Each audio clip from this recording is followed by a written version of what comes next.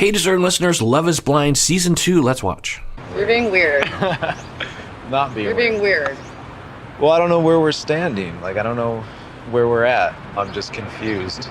I just was not comfortable spending the night together, sharing a bed. Oh, yeah. It was moving way too fast. Yeah. Like, it did freak me out. Okay, totally fine. Just tell him that maybe you're not into it or you want to take it really slow. Hopefully she can be honest about that. Let's see what happens. Because these things that we're fighting about, I'm never going to change. Yeah. Your stance on those things are never going to change. Yeah. So are we going to keep running into a wall where it's the same argument for the rest of our lives? You get what I'm saying? Yeah, no. Yeah, makes total sense. I mean, so he's an atheist and she is a particular kind of Christian. I would say a rare kind of Christian. I mean, not super rare, but not super common either. And I think for him, he's like, apparently, like, you know, I'm willing to explore that relationship even though we have that difference. I think because of him, he's just like, well, you know, you can believe what you're going to believe, but I'm just never going to believe that.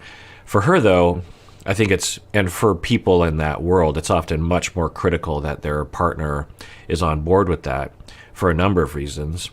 Sometimes it's, well, you might be even implicated in the sin if you allow a partner to be like that and live a life. There's certain ideas sometimes that those echo chambers can believe that atheists believe, like in Satanism, or they lack morals, or which is not true. So sometimes there can be this, you know, pretty strict guideline that you're supposed to marry someone who is not only just a Christian, but your kind of Christian. Also, raising of the kids can be a major concern, you know, having that devil. I mean, literally, I'm not exaggerating, that people in her world, I would not be surprised if they literally believed that atheists were essentially giving into the devil. You know, that's how sometimes it's framed, that if you're sinning, if you're against God, then you are with the devil, instead of just like, well, I don't believe in your God or your devil at all. I'm not with devil. I'm not with your God. I'm just over here. There's another option. But anyway, so I think for her it's much more strict, and that's, you know, it is what it is. And I wonder if she'll be honest about that. So I don't know. I was thinking, so just to catch you up, they, you know, were engaged. They met in person. She was on the fence before she met him anyway. And it seemed like she did not want to be engaged to him, even before meeting him. Upon meeting him, she really knew that she didn't want to marry him, or was extremely ambivalent. She said to him that she just didn't want to sleep in the same room that night. And so, okay. And then she went home, and which I didn't catch. I saw her going down the hallway with her baggage, but I thought she was just moving to a different room. Apparently, she just went home the night, so she meets him in person, and that night she goes home. Okay, and sometimes I think, yeah, it makes total sense. Like, if you're done, you're done. Has she been clear with him that about what that means? Because he's still like, well, I'm confused. I'm like, I don't think there's a lot of confusion there, unless she has been vague and leading him on, or not being very clear about what's happening, or she doesn't know herself. I don't know. So now they're out of the vacation spot in Mexico, and they're back in Chicago, and now they're meeting up for the first time. I understand, yeah. I want to stay true to, like, my core and, like, my beliefs. But we can work on that. I'm willing to compromise on so much other shit that I normally wouldn't, because there's so much I love about you. So, yeah, not very promising. And I'm starting to wonder about Kyle, because for him, what is it about him that, is he a glutton for punishment? Is he masochistic? Is he not picking up on what Shaina is laying down? Is he just that much in love with her that he is like, look, I'm pretty sure she's not into me, but I don't care. I'm gonna really make sure. I'm gonna do everything I can to make it work. If it doesn't work at the end of the day, then so be it. I don't know what's going on. Kyle. I said yes to Kyle, but I can't stop, like, thinking about Shane. I can't explain it. I do have love for Shane. Still, at the end of the day, it's true love. Time reveals all truth. We will see. Well, I didn't expect to hear that. I mean, we knew that was a factor, but she's saying the reason why I don't want to be with Kyle is because I'm in love with Shane. And I've talked about this before, that there are cases in which, and it's a known psychological phenomenon, that when we are trapped, we will seek an escape. So, like, I'll tell you, for me, when I was early career and I was in debt after getting my master's degree, and I was going into more debt because I had so much interest, and I was early career therapist. I was an early career professor, and I wasn't even being paid as a professor yet.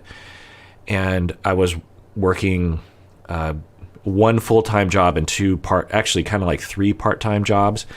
I was working like 60, 70 hours a week, 7 days a week, and just trying to stay afloat, to pay my bills, and to, kind of pay off the principal on my debt. Not only did I have student loans, but I also had credit card debt because the student loan didn't give me enough money. And so during that time, I remember having fantasies about becoming a monk that lives in a cave in the mountains. Literally, I was telling my friends, I'm like, I frequently have this fantasy that I go to when I'm daydreaming, where I just drop everything. I, escape all of my debts, and I give up all my possessions, and I just go into the mountains and like contemplate the meaning of life, because I can't take it. So during that time, I wondered, like, is this my next phase in life? Because I seem to be thinking about this a lot. As soon as I became more solvent and I started paying off my debt, and particularly when I did pay off my debt, because I worked 70 hours a week to pay off my debt within a few years, I stopped having that fantasy and haven't since. And really, that doesn't appeal to me at all. Living alone in the mountains, I'm not really a camper. In fact, I'm really not a camper. So unless it was like at least a 2-star hotel in the mountains, I'm probably not going to do that.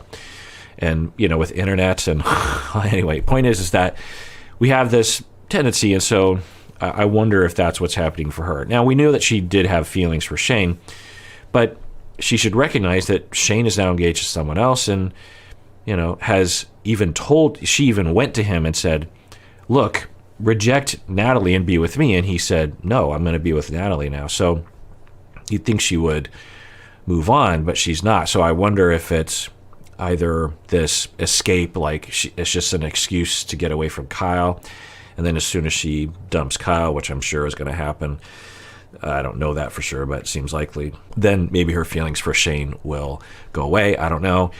Or does she lack some kind of moral integrity and, I don't know, wants to ruin other people's lives? I don't know. Let's watch.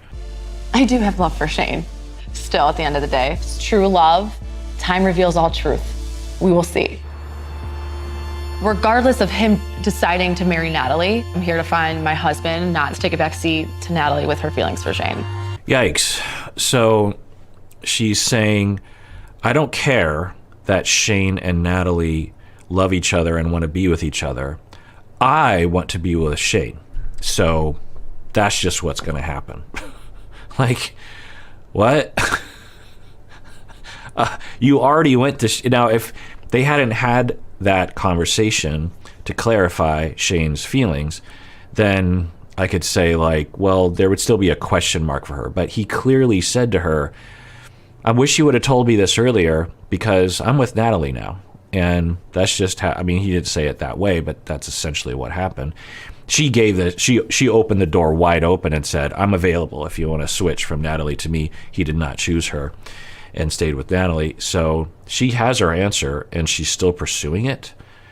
Now, we'll see how she does it. Like, if she were just to reach out to Shane and say, like, hey, I just want to let you know I'm still in love with you, and I just want to throw it out there. And if you have any possibility of feelings for me, then, let me know. Otherwise, I'll stop bothering you.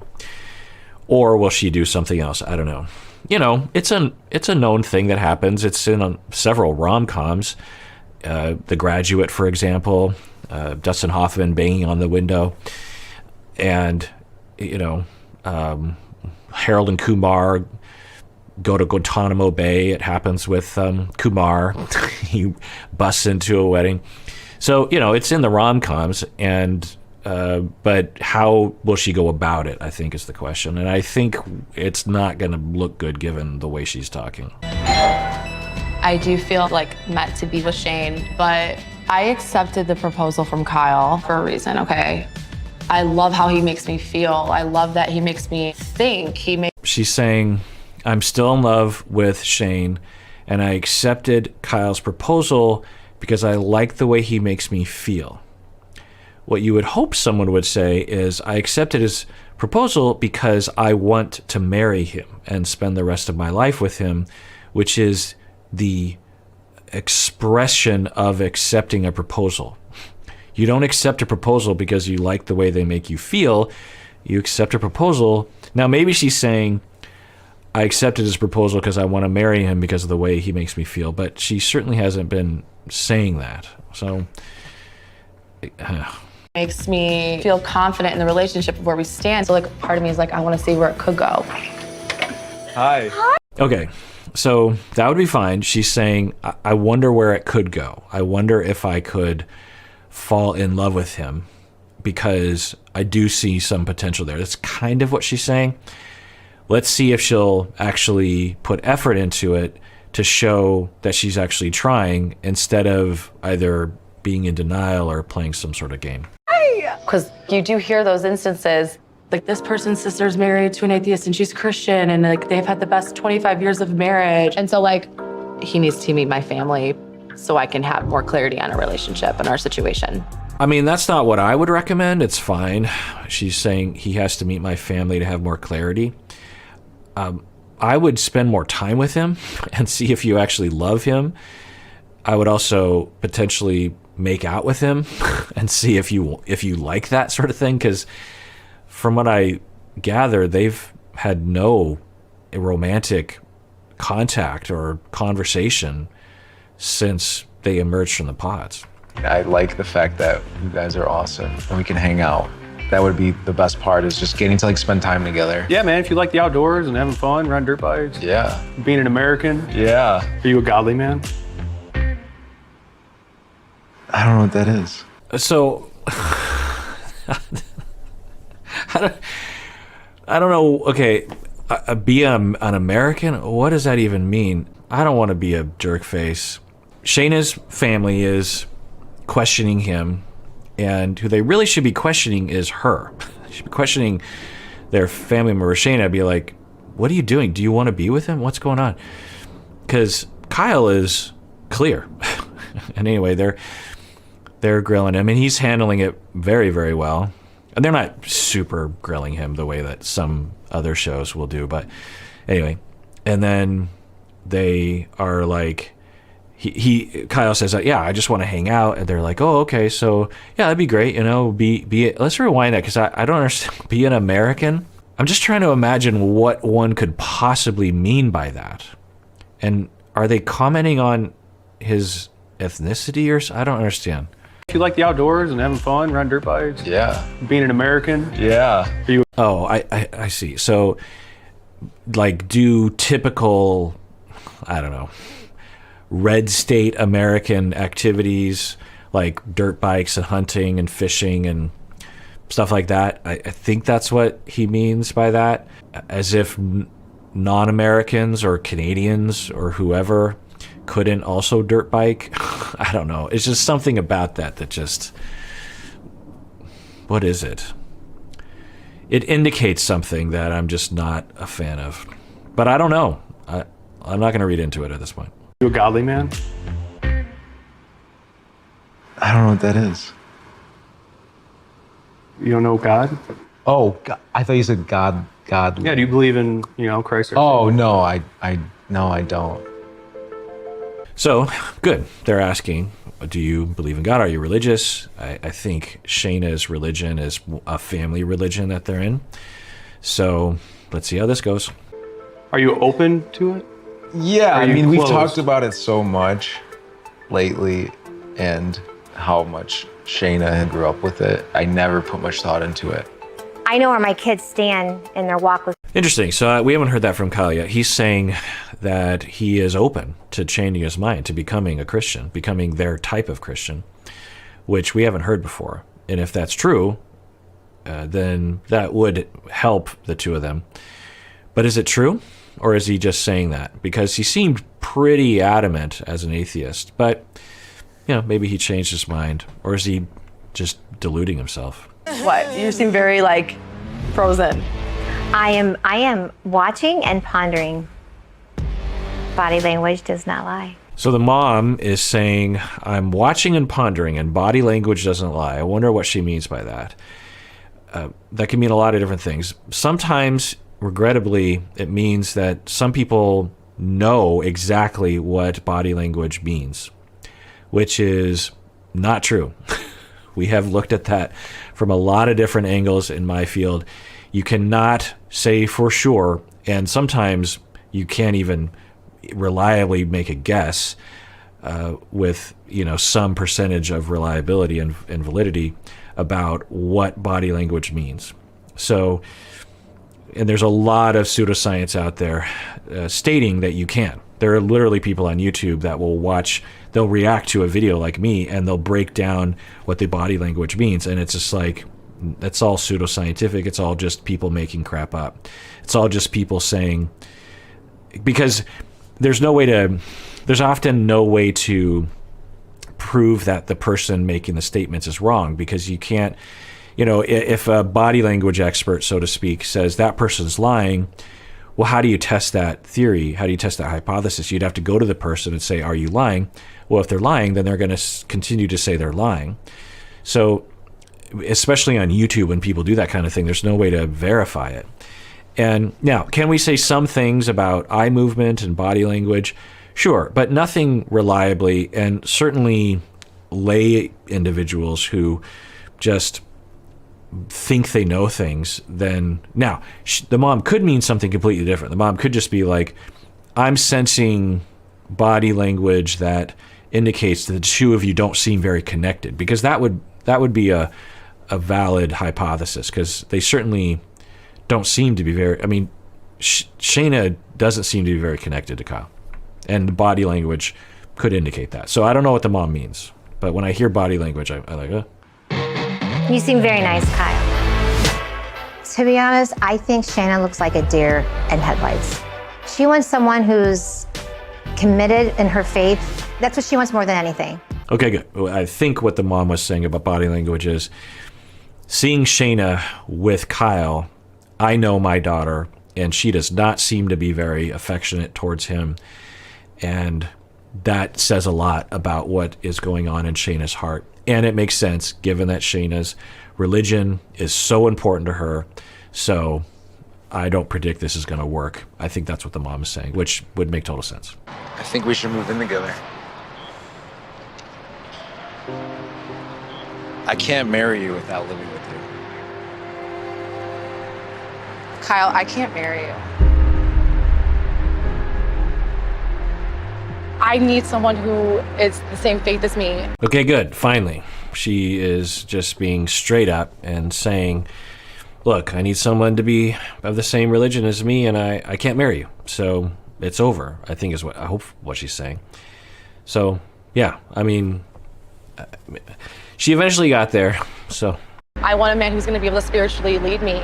Like, I'm never going to force my faith on you. That's the ultimate. That's a huge pillar. You don't think it's a huge pillar?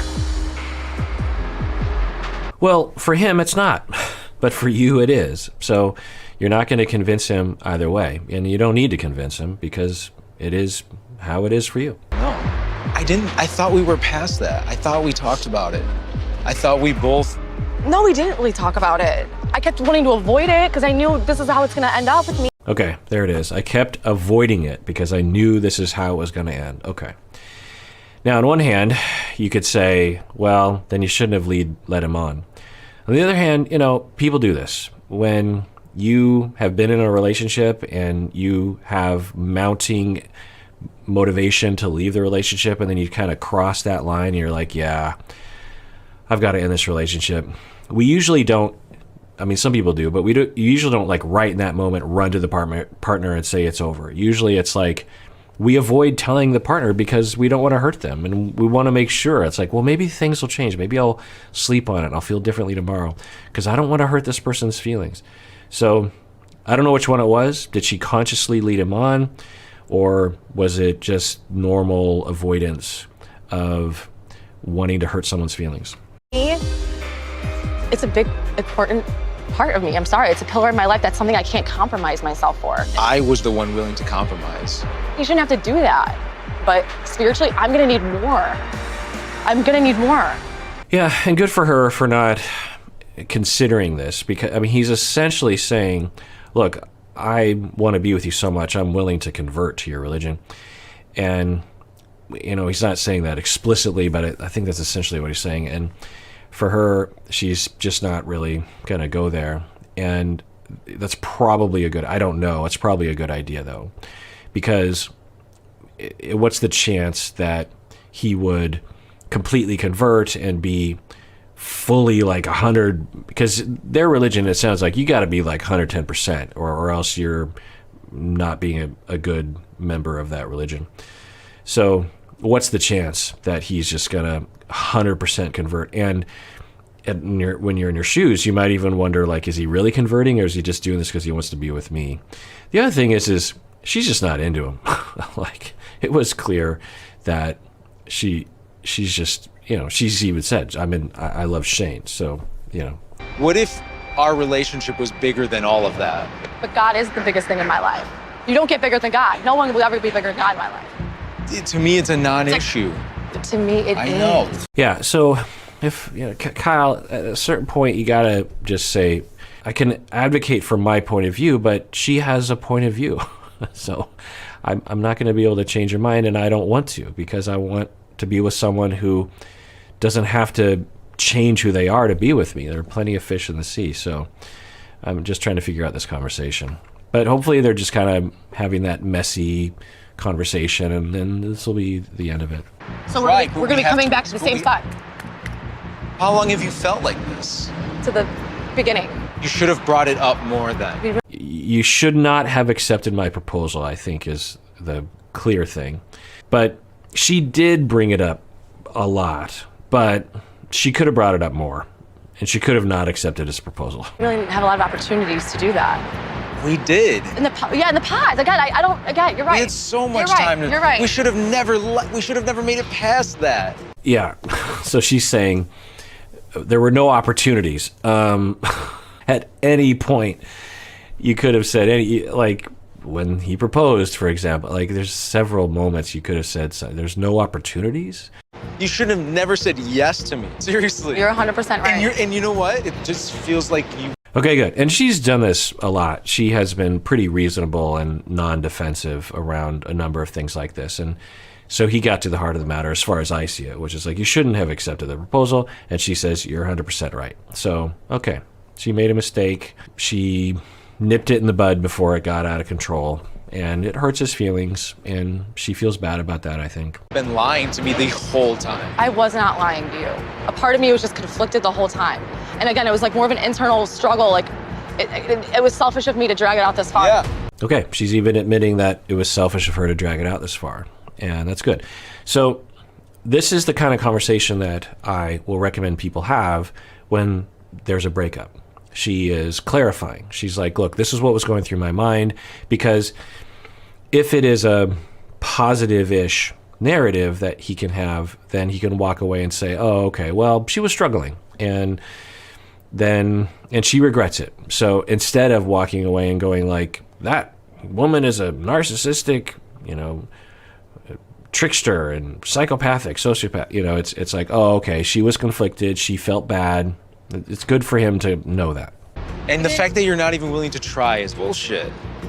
What? That's actually not cool. Okay, whatever. Don't say that. Whatever. Anyway, whatever at this point. So that's not really fair. She doesn't want to be with you. She's supposed to try to make herself be with you.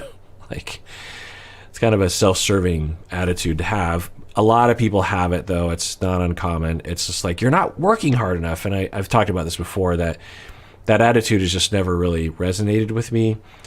Like with me and my wife, it's not a matter, we want to be with each other because we want to be with each other. And, it requires work sometimes to work on things. But it's not like she has to convince me somehow to try. You know, so particularly when you're in the beginning of the relationship and she's literally saying, I'm just not into this. Well, she's not saying that. She probably should say that, because she's saying it's so so now that I'm thinking about it, in the absence of her saying I'm in love with someone else, he could still be under the impression that she totally loves him, but she's negating the relationship based on this, religion difference. And he's saying, look, I'm open to changing. So I guess from his standpoint, he could be like, I don't understand why you're just throwing this away, when she's just not into him. And maybe she's avoiding saying that because she doesn't want to hurt his feelings even more.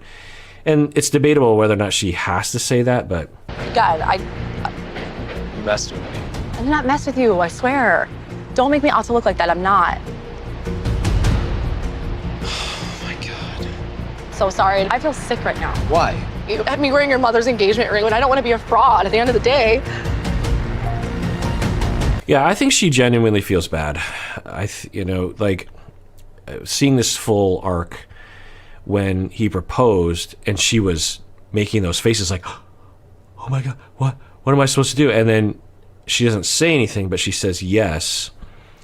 It's certainly not wise, but I think at least part of that was, I don't want to hurt his feelings. And, she's talked about being in an abusive relationship in the past, and so she might have a tendency under pressure to just give in and appease. So maybe that's what she suffers from. I'm not sure.